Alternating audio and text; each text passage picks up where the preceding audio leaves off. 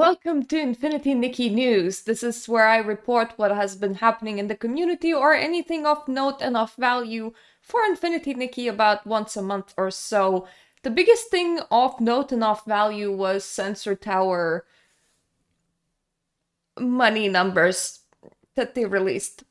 This is for September, and we're currently in October, but that's always how it goes. They do the numbers and then they release them the next month. As you know, numbers, as you would do with numbers, it wouldn't make sense to release it in the middle of the month while you're still calculating numbers, now would it? Mind you, this is only mobile revenue, but we can just judge the overall direction of profit or loss based on these numbers. And I don't know, I don't want to lie, but I don't think that I've ever seen Infinity Nikki at this low of a revenue on mobile phones. The month prior, they made $6.5 million, and this month it's $3.3 million. I'm pretty sure that our previous low was 3.5. That's quite the fall, especially considering that the company has released the housing feature, which I think they expected to be a main moneymaker. So let's talk about all of the community complaints and what might be the driving force behind such low profit margins. Is it even profit? I don't know. I don't work for the company. I might be an official influencer, but I don't know the company's inner workings any more than anybody else does. So it's just from the outside it doesn't look good. I'm gonna state the first bit without going into extra complaints that have happened throughout this month. And my first bit would be that their tutorial change in 1.5 might be severely biting them in the ass. My husband tried to join the game and he gotten through the tutorial, and I talked to him about it, and he said that he had literally no idea what was happening. And the only reason why he could navigate through it was because he is good at video games. So if you're good at video games, you're gonna pick up whatever game and experiment with buttons and figure stuff out on your own. But her 1.5 tutorial is a mess, and I would wager that quite a lot of people drop this game without even passing it. It doesn't introduce you to the story that happens afterwards, you're left confused, it's hard to follow, it isn't a proper tutorial, so there's this big wall of entry for any new players, and as such, any new paying clients. Therefore, if our population isn't growing, it would make a lot of sense for me why the revenue is dipping over time, together with some interesting decisions. For example, there has been quite a lot of promotions and collaborations of Infinity Nikki running inside China, and only inside China. I have heard something about KFC collaboration that's, as far as I know right now, not available anywhere outside of China, but before that, on September 12th, Beijing time, an event was launched on the Chinese server. The event allowed college students to obtain additional rewards and limited titles. They're limited time events that they used to promote the game super backfire on them. If their whales have no access to these limited time events, because it drops their account from having 100% of everything to not having 100% of everything without any possibility of getting to 100% of everything. This situation with college students getting limited titles seems to have been resolved after Chinese players have raised a lot of anger towards the company. But mind you, Western whales are also a thing, and they have to kind of sit there and look at collaborations, which they can't get, which also devalues their account. So you can kind of see like how these kind of marketing tactics will backfire on you revenue-wise if the idea is to rely on whales and not new players. Moving on, the housing system. The monetization of the housing system is pretty extreme. So, for example, this is one of the tables that we have gotten for free. If you want to dye it, it will cost you 100 dye buckets. You can try and farm that through planting flowers, but it will take you a very, very long time. The easiest thing to do is to spend diamonds to buy astrolites to convert astrolites to dye buckets to then dye your objects. And that's how a lot of things work in the housing system.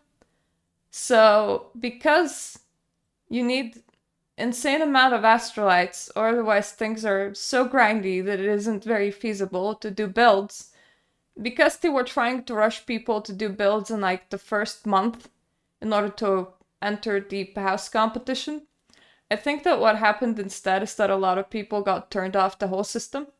Like, if you overly monetize something, or if you make it too grindy, if you make it too user unfriendly, a lot of people just like not use the system or not bother investing into it at all. That could have definitely contributed as to why the revenue was as slow as it was. Now, another thing that's a bit of a problem with the housing system is load capacity. Maximum load capacity that you can have is 500,000. A lot of items that you can get for your house from the store have very heavy load, very high load.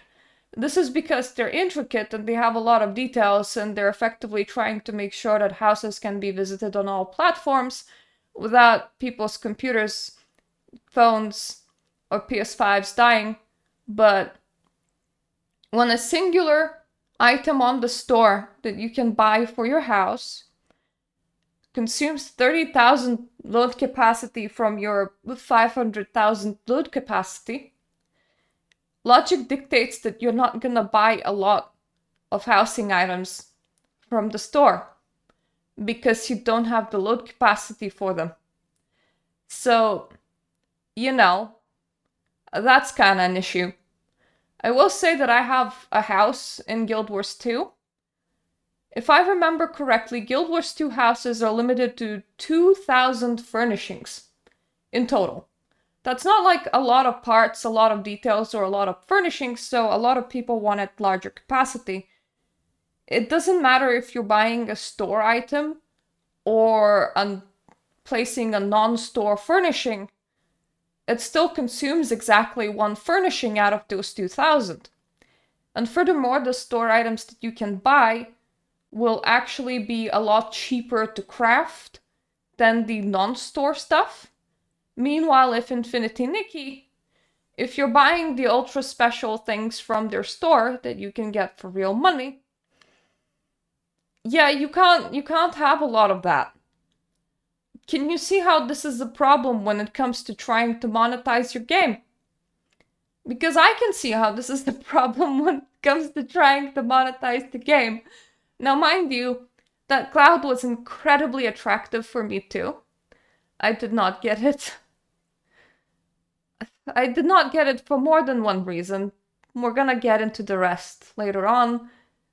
But one of the reasons is the fact that it has such heavy load. So how I'm at 410,000, I think exactly 419,000 load capacity right now.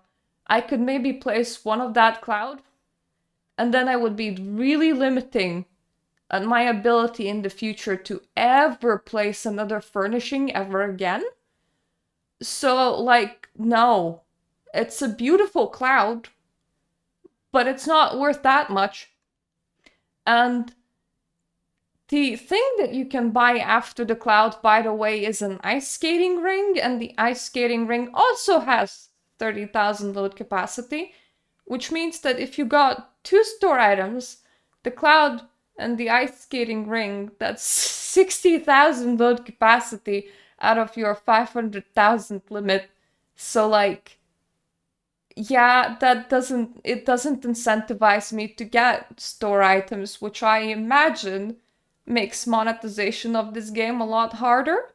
Now, another thing that people have complained, we're still at the housing, is that it is very hard to figure out which props you can use as a decoration in your house and which you can't. I believe that people have figured out that there's like a specific marking, like furnishing, for the ones that you can actually place in your house, and the ones that you can't don't have that mark. But they're all like named something pretty dubious, like decoration. Like their name is decoration, and when people think decoration, they think that they can also place this inside their home, and then they can't, which is, you see how goodwill can be lost if somebody bought something with the idea to place it inside their house and they can't because the tag that they should have been looking for wasn't decoration, but it was furnishing? Yeah, that's not great. And also, I would question why there are even props right now that are releasing going forward with this game that can't be converted to a furnishing and placed inside your house. Because I understand that the props that came before the housing update might not be easily converted to furnishings because that wasn't their primary purpose for when they released, but releasing props going forward that can't be used as furnishings is pretty bizarre to me. Especially when there are things like this pumpkin wheelbarrow. That sounds like the exact sort of thing that you would plop in your house as a furnishing, wouldn't it? That sounds the exact sort of thing that you would use as a decoration, but Game Logic said no for some reason. So that probably limits to what people are purchasing and not purchasing and where they're spending their diamonds and not spending their diamonds. Moving on. Actually, no, let's not move on from furnishings. Let's talk about the whole cloud and the whole arena situation. Spend money to spend money to spend money. Both the cloud decoration and the arena decoration got locked behind this little very fun system where you need to buy tiers in order to get that decoration. So let's say I wanted the cloud. I can't just pay 5.99 euros for it. Before that, I need to pay 99 cents, euro cents, to get the tier before, and before that I need to pay the 29 euro cents to get the tier that comes before it. And then, if I wanted the ice skating ring, I would need to buy all those tiers plus the ice skating ring for 7.99 euros. If I just wanted the ice skating ring and the cloud did not appeal to me, I would be very hard pressed to actually buy everything that I don't need in order to get to this item. Like, if you want the better amount of customers that pay for your stuff, you would kind of need to allow them to purchase the stuff that they want directly, rather than like this. But I think that the company thinks that if you make the people buy the stuff that they don't want in order to buy the stuff that they do want, it will end up with net positive income, where a lot more people will spend a lot more money because they will swallow that loss for the stuff that they don't want. Alternatively, in order to be more transparent, in order to not have this very weird system, you could have bundled absolutely everything and said, bam, 15 euros. I don't know if there's a lot of people that would have paid 15 euros, but at the very least, the people that have paid 15 euros wouldn't have this bizarre tiered system where they need to check out each tier before checking out each tier. They would just be like, well, yeah, I spent 15 euros in order to get the ice skating ring. But hey, look, it came with like some poses and some poles and a cloud. And that was kind of cool. So like, at the very least, it wouldn't be what this is. And some people were entirely okay with this, but one of the people that commented on my video definitely wasn't. And that's their comment that I'm just gonna add it to this section because I do believe that if the person wants to be heard, they deserve to be heard. Hello Mirta, I hope this comment finds you. I'm a small creator, so I thought reaching to a bigger one might help get it out, but it's about the skating ring. I find it disheartening that the skating ring can only be purchased through several paywalls. Basically, you have to buy the pumpkin, then the clouds, before you can even buy the ring. Which severely upsets me because of how scummy it is. I personally don't want to buy the pumpkin nor the cloud.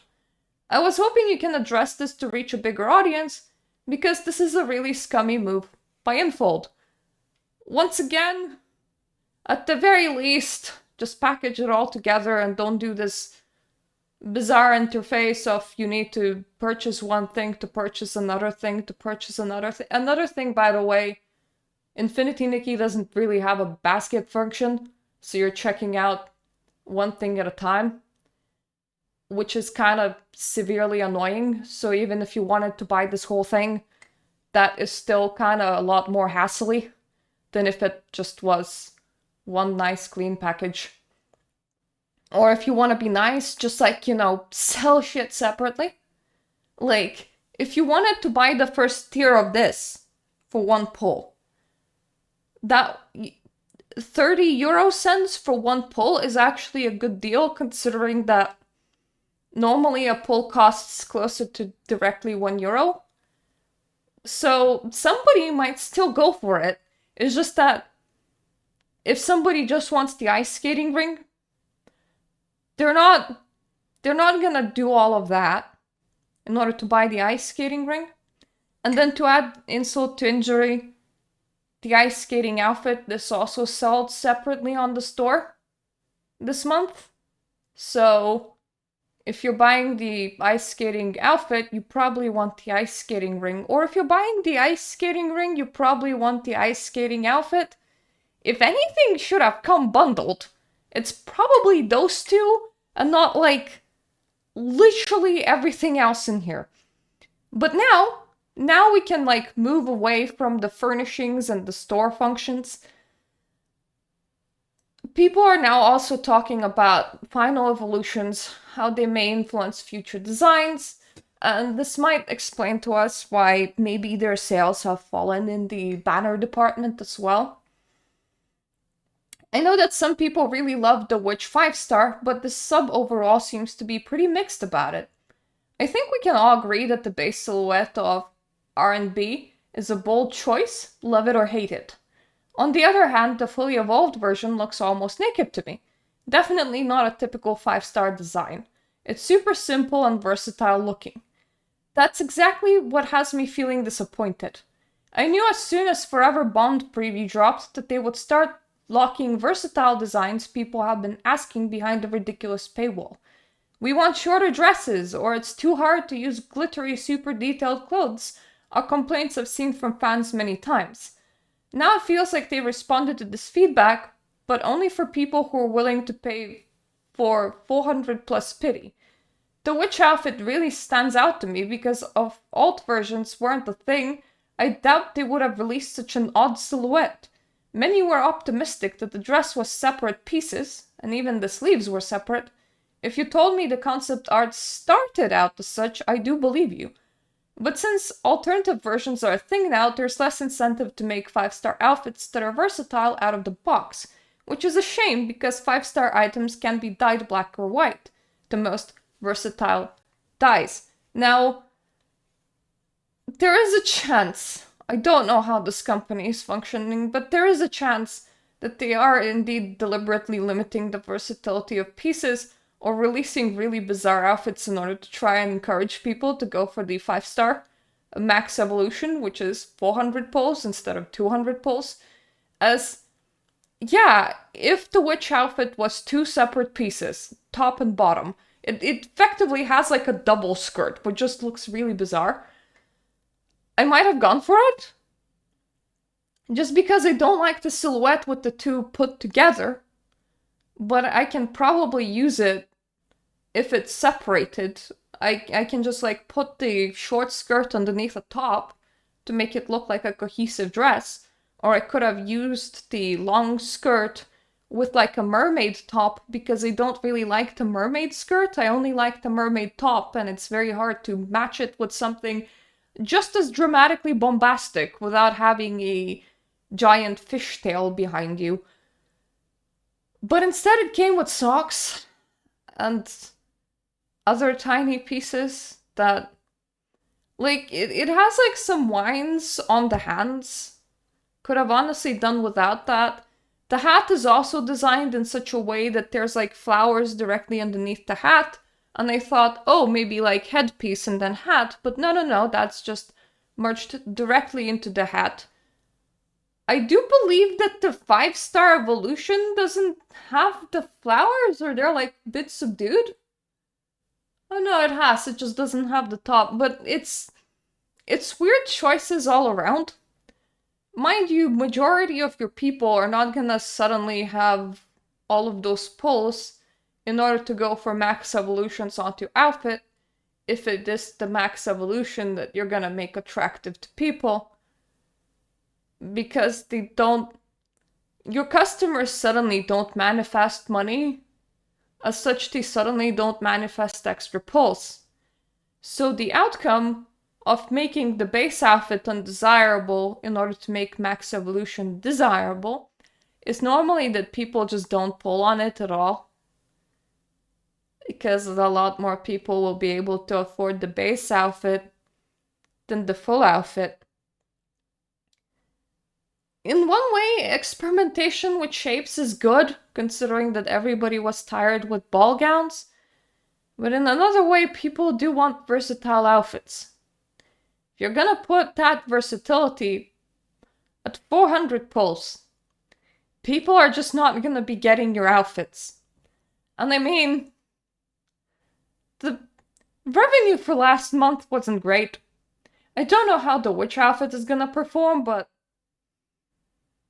it doesn't seem like a good business strategy to me. But I am not a businessman. Another thing that's a problem with the witch outfit is initial item drop rate for the new 5-star banner from Gongio.us. I am so glad that outside of Infold's own stats, that it's nice that they're freely available, that we still have like an external website where you can register all your pulls and your pull history, because we do get to see things like that. First item distribution. The hat is literally lower than the hair and the dress. The hair and the dress tends to be the lowest chance of items that you can get, because the game favors accessories very heavily, while hat and shoes tend to normally fall in the mid-tier. If nothing has changed, then what you would expect to see is that for the first item distribution is that the hat would be somewhere closer to where the shoes are. So just before the dress and the hair, because it's kind of a medium to get hard sort of item. If the hat has the lowest first item distribution, this suggests that the hat has the lowest drop rate, which suggests that Infold has anticipated that the hat will be the most desired item and lowered its drop rate on purpose, which is very not nice. Let's just put it that way.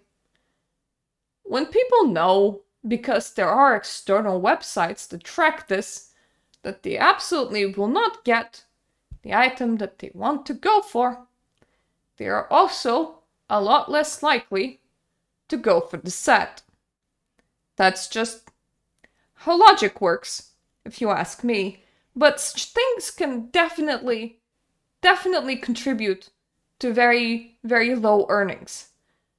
Now, that being said, let's go to the next point, which is the game's not doing very good on bugs.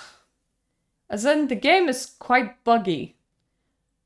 And these bugs don't tend to be very simple bugs. I do appreciate that the community likes to laugh at it, because we are an awesome community. I really like people inside of it, and I do like when people make game memes. It's very fun. But it kind of does showcase the problem. So, Infold, please fix Grandma Nikki's sleep schedule so I don't need to knock her out using Task Manager every time I close the game. Every time I close the game right now, at the very least, while I'm recording, which will be 2 weeks before this video goes up, but this has been happening since the patch drop, and the patch dropped like 11-ish days ago, so it's been a while now. Ever since the patch dropped, Infinity Nikki continues running in the background when I exit it. So I do actually need to kill the process with Task Manager, because if I forget, my computer's resources are consumed, so I can't really do much else. And also my computer is drawing more power and running at a higher wattage and doing all other expensive things that I don't want it to be doing when I have already finished playing and closed the game. Something has happened here that the game doesn't close properly. The concerning thing is that some people have had this bug for 6 months. It's just that with this update, it started happening to literally 99% of all people. And I imagine it's kind of worse on mobiles and PS5s, because you kind of would need to restart the whole device, as there isn't such a easy solution as a task manager on PC, as far as I know. People are making really nice memes though. Like, I wanna share this one with you guys. Why are you running? Why are you running? Stop and task. Just like the game is running. Why are you running? Why are you running? And no matter what you use, no matter you're using Infold's regular launcher, which I am, no matter you're playing through Steam or through Epic Games, the outcome is the same. It just keeps on running in background. The chances are somebody messed up the code a little bit that just forgot to make the program actually terminate itself at the end. The fact that it hasn't been fixed for a long time though is the bit of a problematic bit.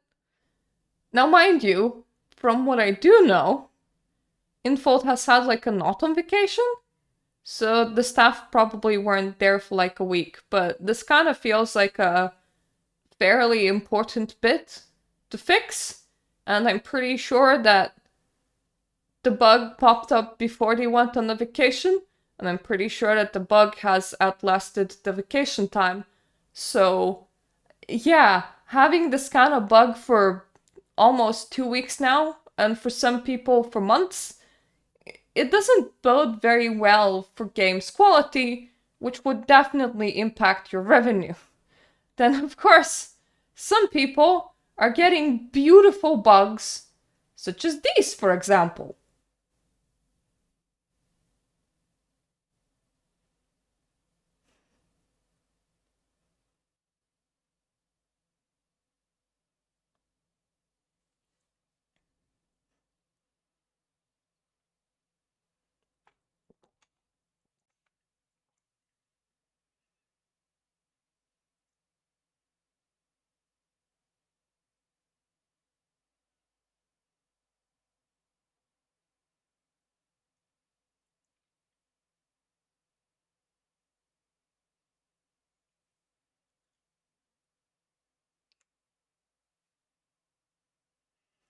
I know some people for whom the game completely broke and doesn't launch anymore. It is prone to lag spikes. You need quite a NASA computer to run it properly. I don't know how the mobile players even survive, despite their game being really stripped down graphically. This game is hard to run. It includes a lot of fiddling to make it run properly, and can very easily bug out on you, which will once again hit at your revenue bottom line. And when you see quite a lot of this, the revenue report might make a little bit more sense. There is also a thing that we need to talk about, which is AI and AI translations. But just like with the housing competition, I have isolated that into its own video.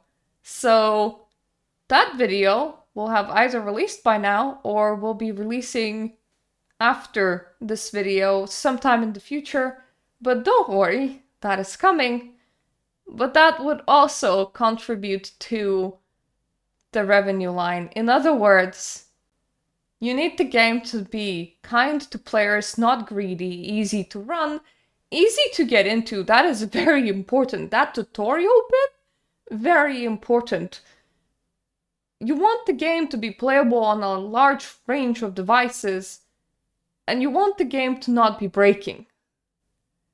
That's how you get repeat customers, and that's how you make the revenue go up.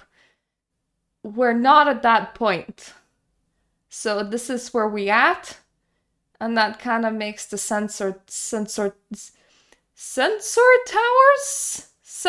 towers, a tower report of some sort, kind of explain itself as to why it is the way that it is.